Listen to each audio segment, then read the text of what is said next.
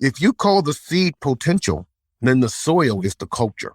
And I was able to germinate that seed in a different culture. Everything that was placed in me, once you put it in a certain situation and circumstances, it begins to germinate. And unfortunately, and this is bad, but unfortunately, a lot of people, they're not able to change because they're not able to change their culture, their environment. And that's one of the first things. Associations has to change. The people you hang with, people who you talk to, people who you consult with, it has to change.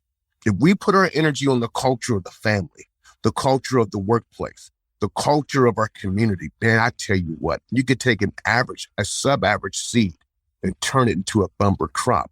Look at the recent Super Bowl champions, the Rams. Now, understand this. Von Miller was considered to be a wash-up. Odin Beckham Jr. was a wash-up. The starting quarterback was with Detroit.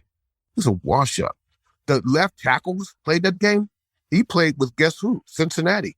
They got rid of him 2 years ago. He was a wash-up. What was the difference? The difference was the culture. The Rams have and has an amazing culture to take these individuals, these tainted seeds, whatever you want to say, and turn them into bumper crops. Culture. Culture is a big thing, obviously, in the business realm. It's not just in athletics. What's the crossover? What do you see when you look at a sports culture? I always think of obviously highly competitive in a lot of ways, but there's got to be a balance to that. But what are the crossovers in culture? What are the defining factors in culture that you see in really great sports organizations that transfer to business organizations?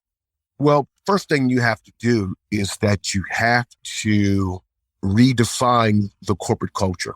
A lot of mid or major corporations, the C-suites and above, win the numbers, win this, projections, this, market share. So think about the words I'm using, market share, stealing influence in business from your competitor.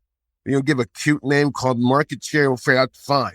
Making your numbers, either A, you made the numbers or you didn't make your numbers.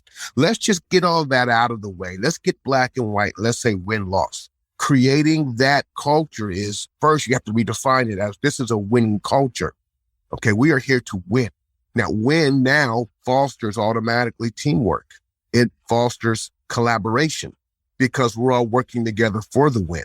And everyone who participates, whether this much, or a whole bunch, is appreciated, respected, and honored a lot of times the same. The kicker, he celebrates as if he was the quarterback. He ain't scored no touchdown. No, we scored a touchdown. In the locker room, in the culture, the win is the win is the win. And everyone's excited and everyone participates in it. And that's what has to be accentuated in corporate.